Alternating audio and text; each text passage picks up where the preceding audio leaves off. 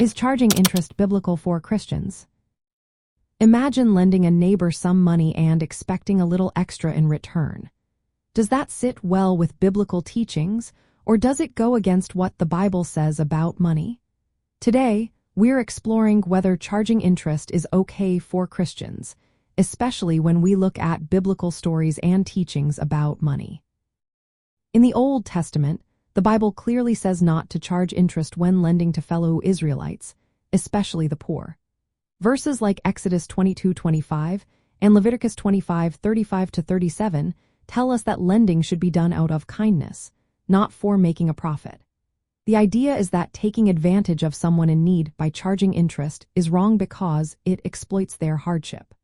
The focus is on showing mercy and justice within the community. In the New Testament, Jesus teaches a different approach. In Luke 6:34-36, he encourages us to lend without expecting anything back. Jesus highlights love and mercy as the heart of Christian financial behavior. This teaching pushes us to be generous, even to those who might not repay us, reflecting God's mercy toward everyone. Historically, Christian leaders viewed charging interest, especially on loans to the poor, as sinful. They called it usury, which meant unfair or excessive interest. The idea was that making money from someone's hardship was wrong. But as economies grew and changed from farming to business, Christian thinking about interest also evolved. Many now see that not all interest is bad. Reasonable interest can be acceptable if it's fair and not exploitative. Practically, Christians are encouraged to avoid charging interest when lending to the vulnerable. Instead, they should lend out of kindness and a desire to help, not for profit.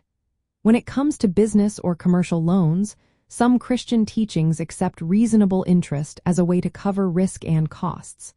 The key is to be fair and not take advantage of others' needs.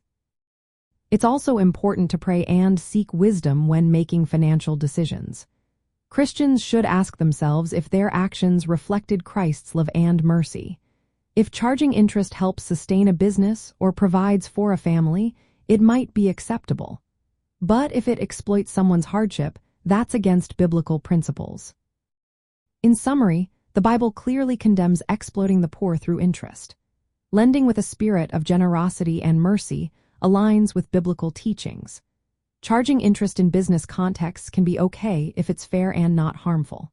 The main goal is to love your neighbor and act justly in all financial dealings.